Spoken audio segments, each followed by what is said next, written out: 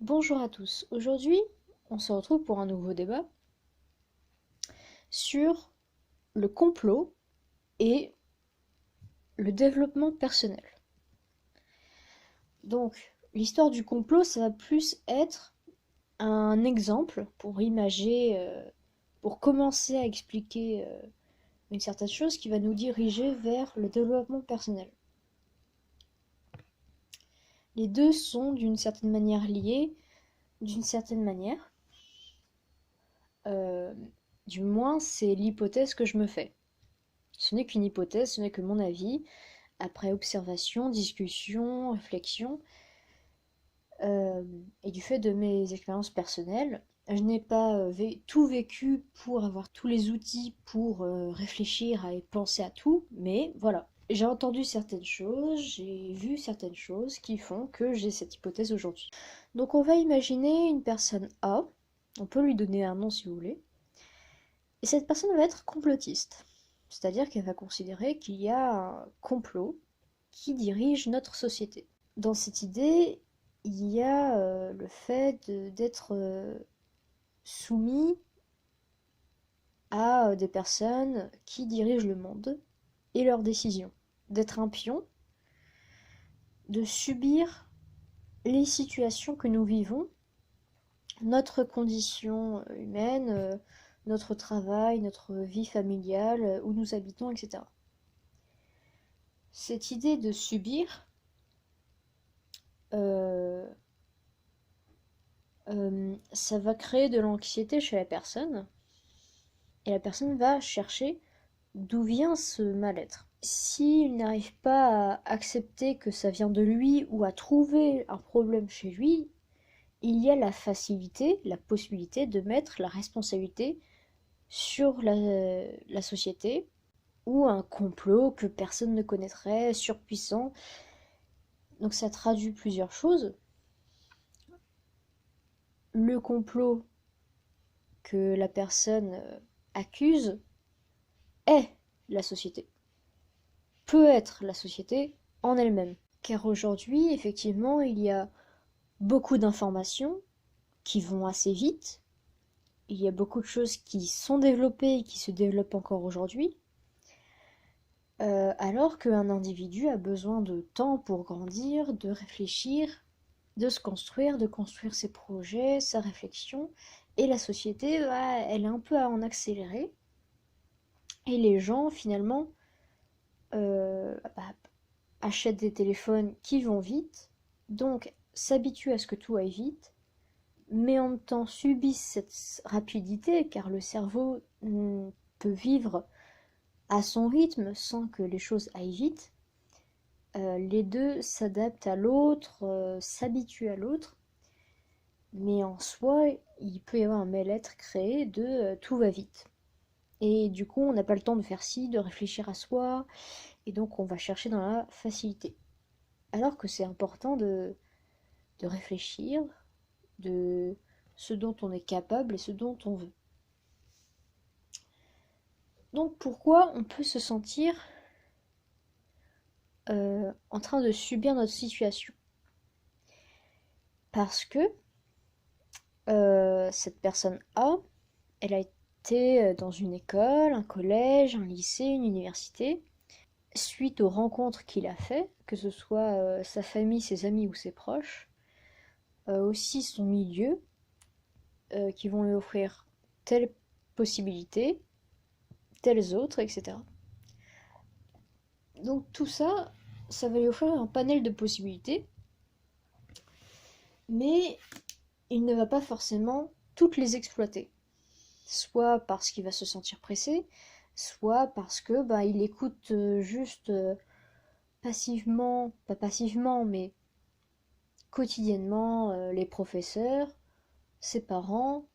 Voilà, il va être dans une position de je reçois.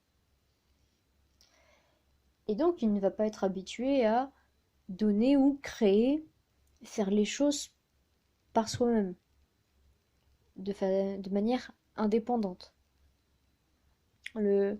L'élève n'est pas acteur de la classe où il va travailler. Il va écouter un prof lui enseigner, Le prof se doit d'essayer de faire en sorte que les élèves participent, mais ce n'est pas toujours évident. Bon, et le fait que cette personne n'exploite pas toutes les possibilités qui s'offrent à lui, il va se diriger vers ce que connaissent ses proches. Ses amis jouent à des jeux vidéo par exemple. Ses parents s'y connaissent dans un domaine, l'enfant, lui, ou l'individu, va aller vers ce qu'il connaît. Ce qu'il connaît, c'est ce que connaissent ses proches. Et il ne veut pas s'intéresser à de nouvelles choses par lui-même. Il est encore dans cette optique de les parents vont me montrer tel spectacle ou tel professeur va nous emmener voir telle chose. Et là, on va explorer de nouvelles choses. Donc si un individu ne se dirige que vers ce qu'il connaît, à un moment, il va peut-être subir cela. Il va se dire, je ne peux faire que ce que je peux, pas ce que je veux. Parce qu'au final, quand on ne sait faire qu'une ou deux choses, on ne sait pas vraiment ce qu'on veut. On ne sait que ce qu'on a. On n'a pas exploré toutes les possibilités. On ne sait pas ce qu'on est capable de faire dans d'autres domaines que ceux qu'on connaît. Si quelqu'un qui s'y connaît beaucoup en agriculture, parce que ses parents sont agriculteurs, il va s'y connaître en agriculture, mais il ne sait pas s'il aime ou pas la peinture, par exemple. Et donc, comme il n'aura pas essayé la peinture, il ne va pas savoir s'il en est capable, ni si ça lui plaît. Et comme ça ne lui est pas venu à l'idée d'essayer, il va se dire, je n'ai pas eu le choix, je subis. C'est la société qui fait ça, on peut faire que ce qu'on peut. Mais en soi, si une personne vient à faire des stages dans différents domaines, des essais, des expériences, là, il peut savoir ce qu'il est capable de faire dans tel domaine, ce qu'il veut faire dans tel domaine, et le mieux pour lui serait de se diriger vers ce qu'il peut et ce qu'il veut une fois toutes ces expériences accumulées et essayées. Cette personne A, qui se sent en train de subir la société, sa situation, ressent un mal-être suite aux choix qu'il a faits, ces choix qui ont été restreints par différents facteurs, et donc cette personne a peut-être besoin de développer ses expériences dans d'autres domaines afin d'être sûr de ce qu'il peut et ce qu'il veut. Il y a peut-être aussi un manque de confiance en soi, de se dire qu'on est capable de faire qu'une seule chose, parce qu'on n'a pas assez essayé de domaines, d'activités. On n'a pas essayé d'autres choses. Donc il y a un problème de confiance en soi, je ne suis capable que de faire ça. Et qu'une seule chose, ça peut rendre malheureux. Ça crée une monotonie, un quotidien destructeur, redondant. Le cerveau n'a pas de surprise, de dynamisme. Même si la chose lui plaît, si c'est trop long ou trop souvent, ça va devenir quotidien et soit la personne apprécie, soit elle subit. Face à un complot ou à la société, on peut soit diriger, subir ou accepter.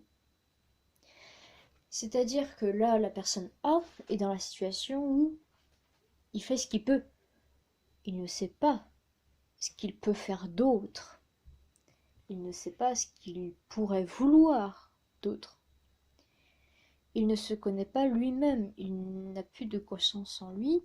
Il se dit j'ai toujours fait ça et je ne suis pas capable de faire autre chose. Alors que possiblement, si. Mais cette personne, peut-être qu'elle a vieilli, qu'elle est adulte, et la place d'adulte est facilement une place de stabilité où rien ne bouge. On peut bouger, essayer plein de choses dans l'enfance, mais la situation d'adulte, en tout cas personnellement, il y a une image de stabilité qui ne bouge pas. Et même quand on dit dans notre société on peut changer de métier à droite à gauche, eh bien ça rend moins important le choix scolaire. Bon, de toute façon, si je choisis ici, je pourrais toujours aller là-bas après. Eh bien non, pas toujours. C'est important de le dire, mais pas seulement. Donc si la personne A n'est pas en accord avec elle-même, ne s'écoute pas soi-même, ne sait pas ce qu'elle veut ou ce qu'elle peut soi-même, forcément elle va subir la société et mettre la responsabilité sur un complot que personne ne connaît et qui dirige tout. Si on n'est pas bien avec soi-même, on ne peut pas être bien avec les autres. Et ça n'a rien d'égoïste. C'est égoïste de penser seulement à soi. Mais penser à soi un certain temps pour aller mieux, pour réfléchir sur soi-même, pour se poser, prendre du temps pour soi, ce n'est pas une mauvaise chose. C'est pour qu'après la personne sache ce qu'elle fait, ses choix. Il y a une sorte de stabilité euh, dans l'esprit. Il n'y a plus le nuage de pensée constant à la tête. Est-ce que c'est bien ce que je fais? Les doutes. Si nous sommes en colère ou en doute avec soi-même, on ne va pas être clair non plus dans la communication avec les autres. On ne va pas être en raccord avec les autres, car on n'est pas en raccord avec soi-même. Donc, on ne va pas être en raccord peut-être avec là où nous vivons, la maison, la ville, le département, la région, le pays, le continent, et toute la Terre et toute la société. Si chaque individu s'écoute soi-même, il pourra venir à même d'écouter les autres et de comprendre mieux la société où il vit et de mieux la diriger. Pas entièrement, mais de diriger ses choix par rapport à la société qui l'entoure et qui dirige effectivement les infrastructures et donc les possibilités qui s'offrent à lui. Après réflexion sur soi-même, n'arrive pas à aller euh, vers de nouvelles expériences, essayer ce qu'il est capable de faire de plus que ce qu'il fait déjà, de savoir s'il aime d'autres choses que ce qu'il fait déjà, eh bien, il n'y a rien de mal à se mettre, à ne plus être seul, à être accompagné par un proche ou une personne professionnelle qui a déjà travaillé sur ces questions dans des études. Il n'y a rien de mal à voir un psychologue. Ça ne veut pas dire que nous sommes fous, en dépression, malades ou dangereux ou ce genre de choses.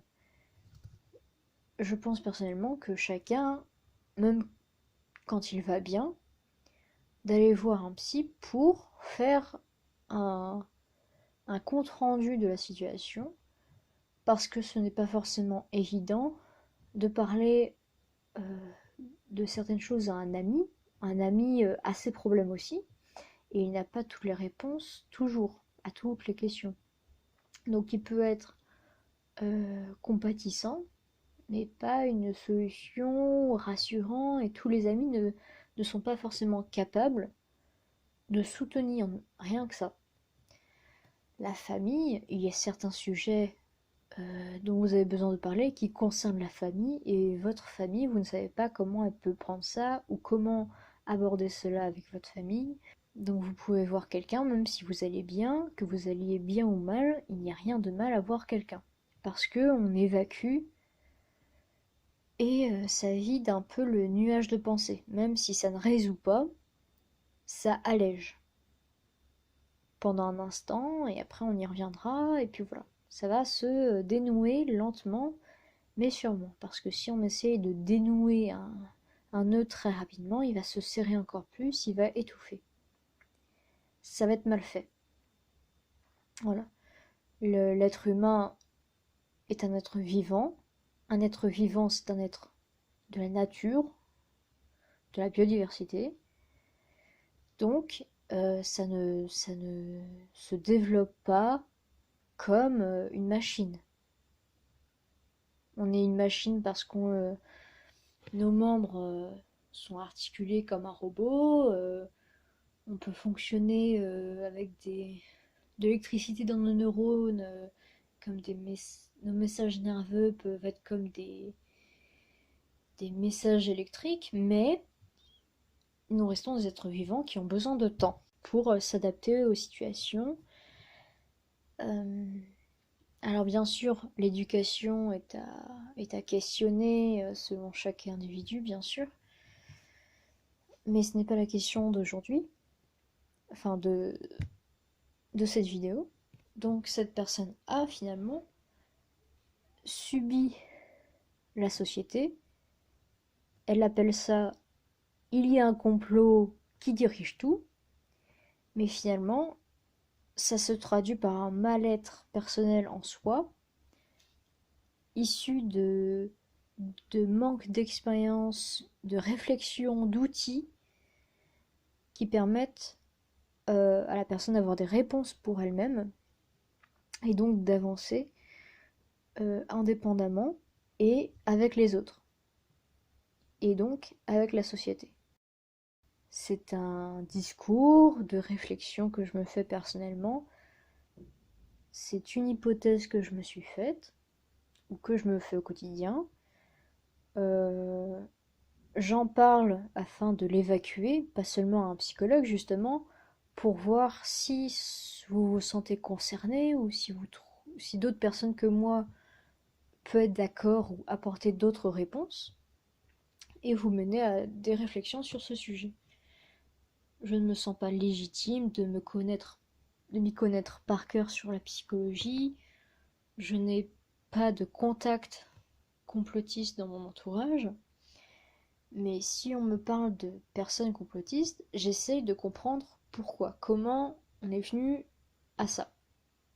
Voilà. C'est juste un questionnement. Je vous souhaite une bonne journée après tout ça. N'hésitez pas à vous reposer, à prendre un petit verre d'eau, vous poser. Voilà. Et je vous dis à la prochaine!